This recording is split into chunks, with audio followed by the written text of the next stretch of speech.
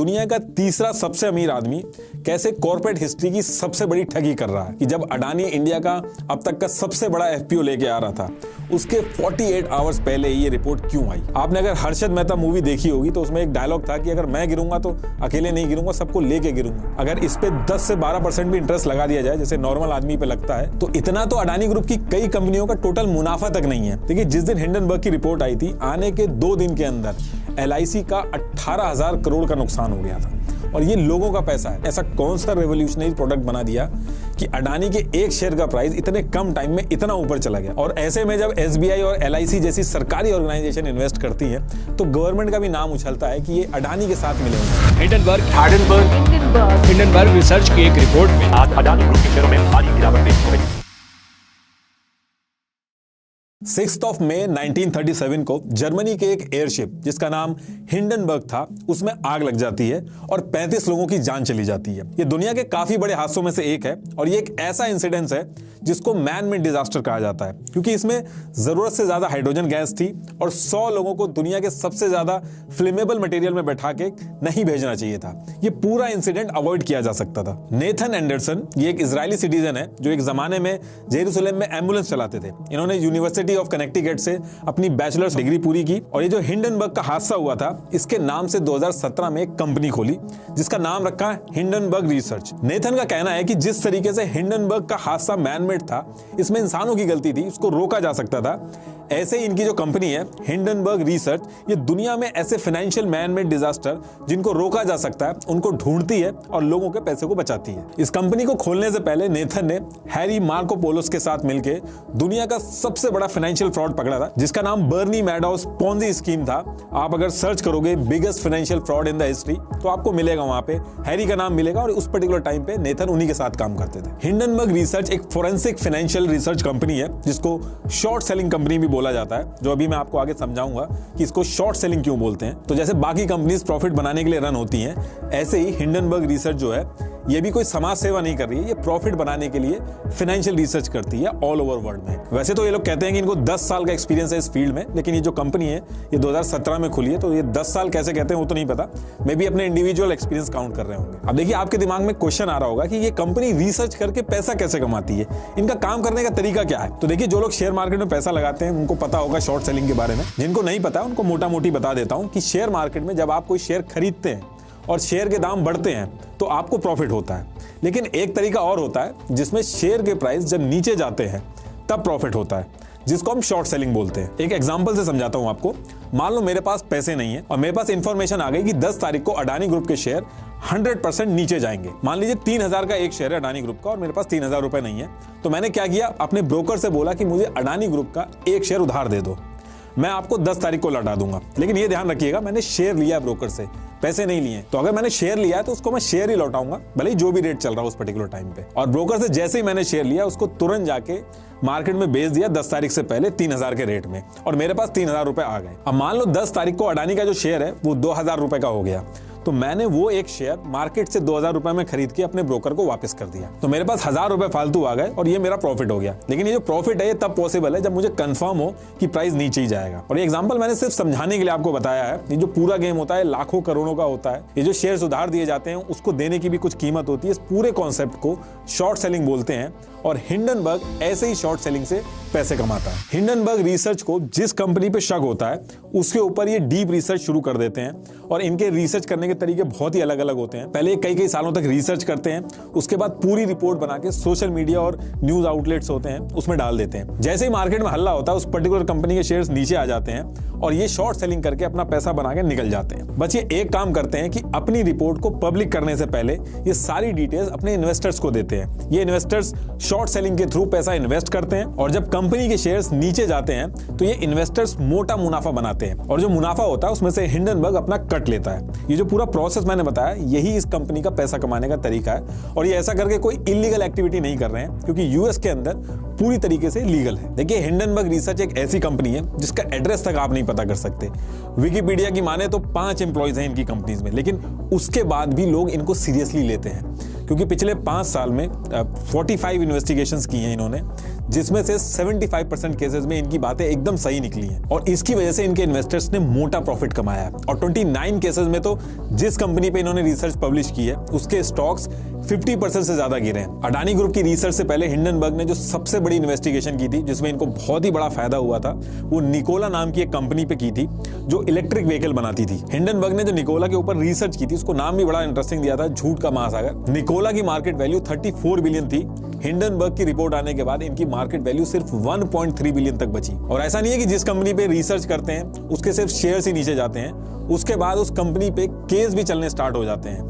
Nicola के ऊपर जब इन्होंने रिसर्च की थी तो उसके बाद US security and exchange commission ने निकोला के अगेंस्ट इंक्वायरी की तो निकोला के डायरेक्टर को गिल्टी माना गया। और ऐसी कई companies WINS finance, China metal resource utilization, HF foods, blockchain, इन सब का हाल बुरा हो गया था जब हिंडनबर्ग ने इन पे रिपोर्ट पब्लिश की थी। 90% तक शेयर्स नीचे गिर गए थे और जितना ये बताते हैं कि इस कंपनी का शेयर यहां तक नीचे जाएगा इनकी रिपोर्ट आने के बाद, लगभग उतना ही जाता है। जैसे अडानी के केस में इन्होंने 85% तक बोला है कि नीचे जाएंगे। यही रीजन है कि दुनिया भर के अमीर लोग जितना अपनी गवर्नमेंट से नहीं डरते हैं, उससे ज्यादा हिंडनबर्ग की रिपोर्ट से डरते हैं कि कहीं उनकी कंपनी का नाम ना आ जाए हिंडनबर्ग की रिसर्च में। लेकिन अडानी ग्रुप के ऊपर जो इन्होंने रिसर्च की है, इस वाले केस में हिंडनबर्ग रिसर्च ने इनके शेयर्स पे नहीं बल्कि इनके बॉन्ड्स में पैसा इन्वेस्ट किया है, क्योंकि हिंडनबर्ग के किसी भी इन्वेस्टर के पास इंडिया में शेयर्स बाय और सेल करने का लाइसेंस ही नहीं है। इसलिए इस रिसर्च के आने के बाद शेयर मार्केट से ज्यादा बॉन्ड मार्केट में हलचल हो रही है।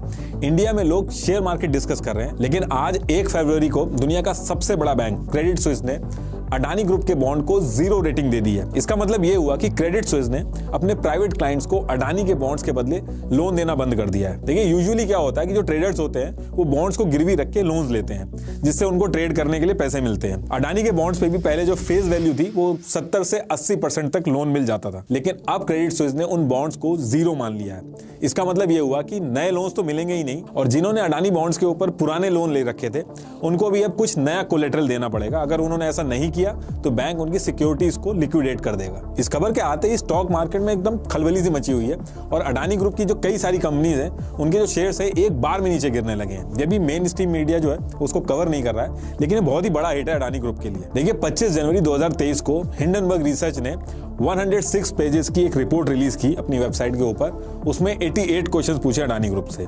इस रिपोर्ट के अंदर 720 साइटेशंस थी। 720 साइटेशंस का मतलब यह हुआ कि जो भी इन्होंने कहा इस रिपोर्ट में उतनी चीजों के इन्होंने प्रूफ भी दिखाए हैं साथ में, जो मैं भी आगे आपको बताऊंगा। इस रिपोर्ट का टाइटल था कि दुनिया का तीसरा सबसे अमीर आदमी कैसे कॉर्पोरेट हिस्ट्री की सबसे बड़ी ठगी कर रहा है। How the world's third richest man is pulling the largest con in corporate history.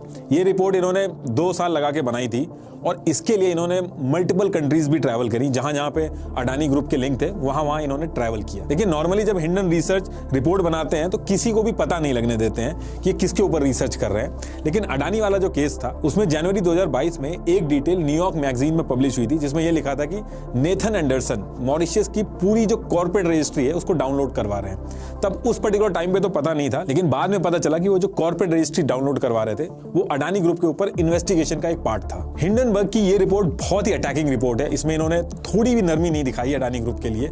ये रिपोर्ट इंडिया के अंदर सुनामी की तरह पड़ी। इसके आते ही अडानी रिचेस्ट आदमियों की लिस्ट में जहां पे वो 3रे नंबर पे थे वहां से उठ के सीधे 8वें नंबर पे आ गए। $65 बिलियन का नुकसान हुआ अडानी ग्रुप को।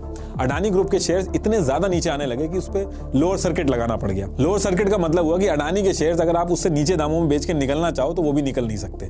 चाहे अडानी पोर्ट्स हो, अडानी पावर हो, अडानी ग्रीन हो, सबके शेयर्स बहुत ही तेजी से नीचे आ रहे थे। इसमें अडानी ग्रुप का तो जो नुकसान हुआ वो हुआ ही, इसके साथ साथ इंडियन स्टॉक मार्केट जो है उसने 4 लाख करोड़ रुपीस गंवाए। ये बहुत ही बड़ा नंबर होता है।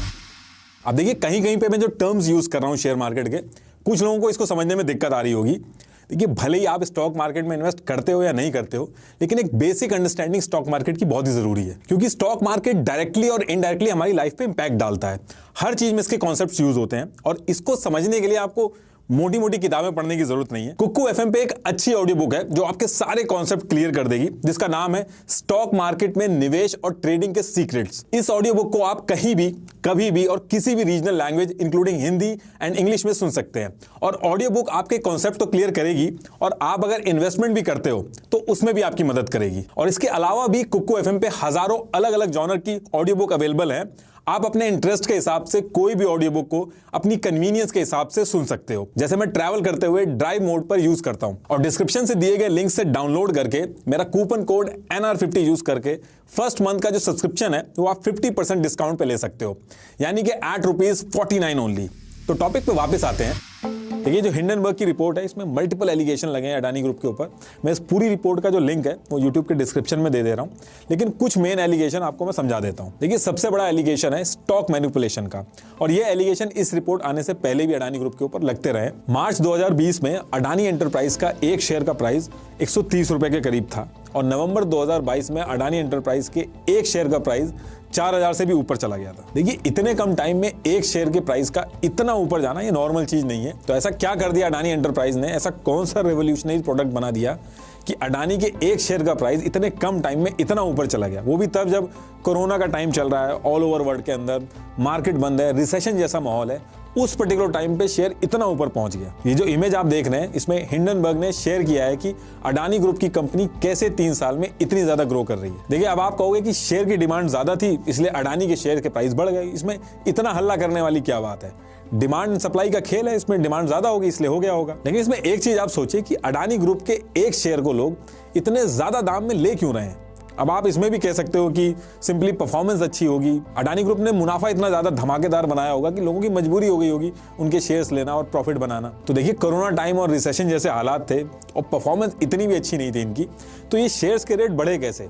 तो देखिए, इनके शेयर के जो प्राइस हैं वो दूसरे तरीके से बढ़े, एक आर्टिफिशियल डिमांड क्रिएट करके। देखिए, स्टॉक मार्केट में एक लिस्टेड कंपनी अगर अपनी कंपनी के सारे शेयर्स पे कंट्रोल ले ले किसी भी तरीके से, तो डिमांड एंड सप्लाई को कंट्रोल करना उसके लिए आसान हो जाता है। और जब डिमांड एंड सप्लाई कंट्रोल हो जाएगी तो शेयर्स के प्राइस भी कंट्रोल हो सकते हैं, और शेयर्स के प्राइस ही होते हैं जो कंपनी को अमीर या गरीब बनाते हैं। इसलिए सेबी ने रूल बनाया है कि कोई भी स्टॉक मार्केट में लिस्टेड कंपनी 75% से ज्यादा शेयर्स खुद नहीं रखेगी, ताकि मार्केट फेयर तरीके से चले। नॉर्मली 40 से 50% शेयर्स अपने पास रखती है कंपनी, लेकिन अडानी ग्रुप ने 75% के आसपास जो शेयर्स हैं वो जितनी भी कंपनी है वो अपने पास रखे हैं, और जो बाकी के 25% है उसमें मॉरिशस, UAE, सिंगापुर में खुद की बनाई हुई शेल कंपनी के थ्रू इन्वेस्ट करवा के एक फेक डिमांड क्रिएट की है।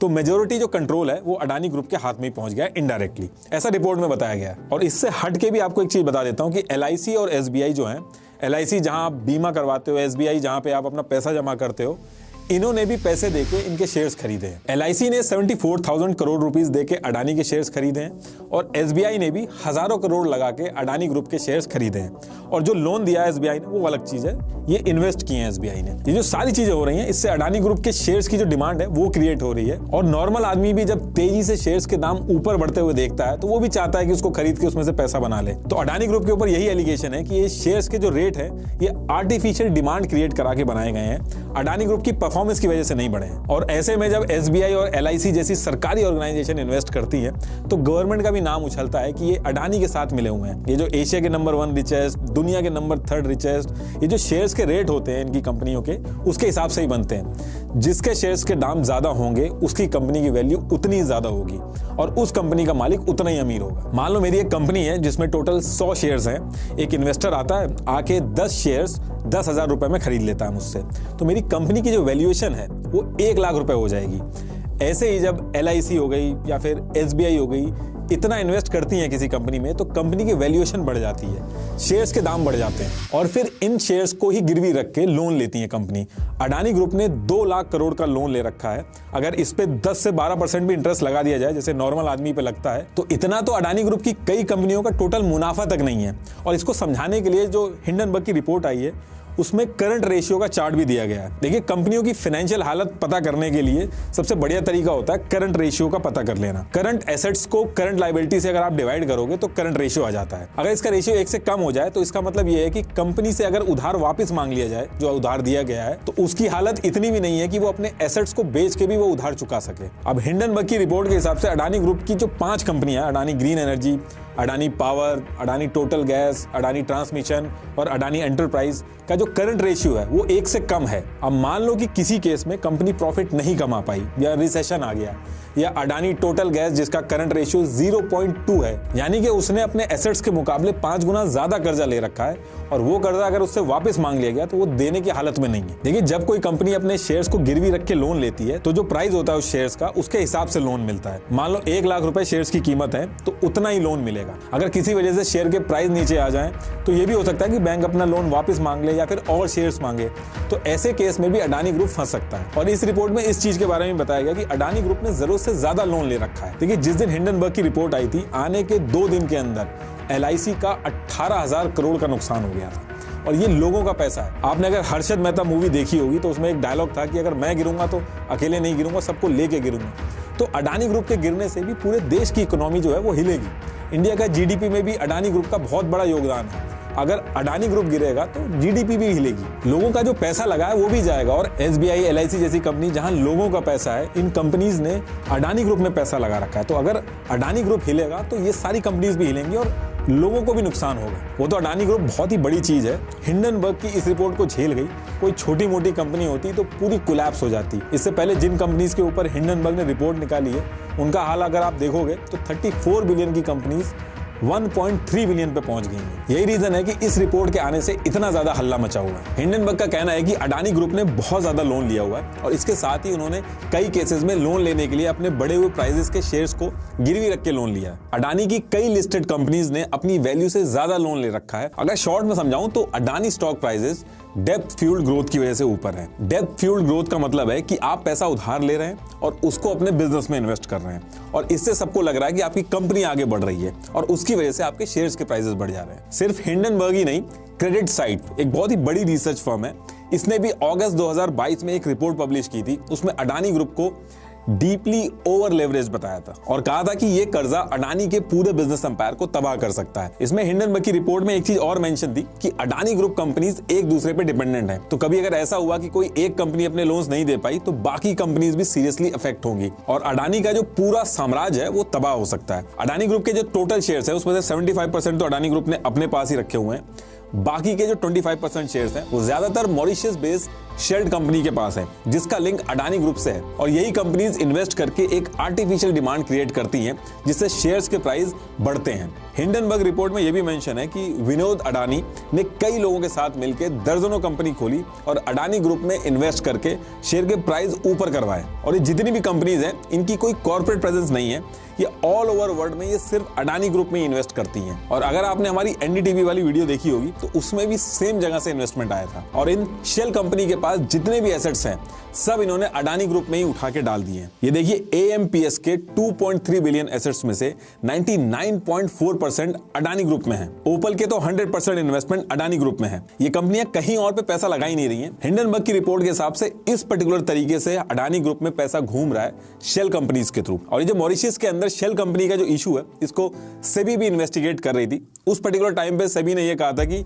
इन्वेस्टिगेशन अभी लॉजिकल कंक्लूजन पे नहीं पहुंची है, लेकिन हिंडनबर्ग ने टोंट मारते हुए कहा कि सेबी लॉजिकल कंक्लूजन पे नहीं पहुंच पाई है लेकिन हम पहुंच गए हैं। अब इसके जवाब में अडानी ग्रुप ने हिंडनबर्ग को 413 पेजेस का एक रिप्लाई किया है और कहा है कि हिंडनबर्ग ने जो 88 क्वेश्चंस पूछे हैं उसमें से 65 के आंसर्स तो हम पहले ही पब्लिक डिस्क्लोजर में दे चुके हैं। जो एलिगेशन लगा था कि बाहर से इन्वेस्टमेंट आई है, अडानी ग्रुप ने उस पर यह कहा कि जो पब्लिक शेयर्स हैं उसमें बाहर से कौन इन्वेस्ट करता है इस पे उसका कोई कंट्रोल नहीं है। उनको कुछ नहीं पता होता कि कौन शेयर्स खरीद रहा है और बेच रहा है। सिर्फ अडानी ग्रुप ही नहीं बल्कि कोई भी लिस्टेड कंपनी ये कंट्रोल नहीं कर सकती है उसके शेयर्स कौन खरीद और बेच रहा है। और जो लोन के एलिगेशंस है उस पे भी अडानी ग्रुप ने कहा कि शेयर देके लोन लेना दुनिया भर में एक बहुत ही कॉमन प्रैक्टिस है और इंडिया में इसको एड्रेस करने के लिए एक बहुत ही परफेक्ट सिस्टम है। और जो हिंडनबर्ग है उसको इंडिया के जो सिक्योरिटी लॉज है उसके बारे में ज्यादा कुछ पता नहीं है, इसलिए वो इस तरह के क्वेश्चंस पूछ रहे हैं। सेबी इन्वेस्टिगेशन वाली जो बात थी उस पर अडानी ग्रुप ने ये रिप्लाई किया कि अडानी प्रमोटर्स के खिलाफ कोई भी ऑनगोइंग इन्वेस्टिगेशन नहीं चल रही है और जो पहले चल रही थी उसको हमने पहले डिस्क्लोज कर दिया है। इस तरीके से कई सारे रिप्लाई अडानी ग्रुप ने किए हैं और एक धमकी भी दी है हिंडनबर्ग को कि ये इनके ऊपर केस भी कर सकते हैं।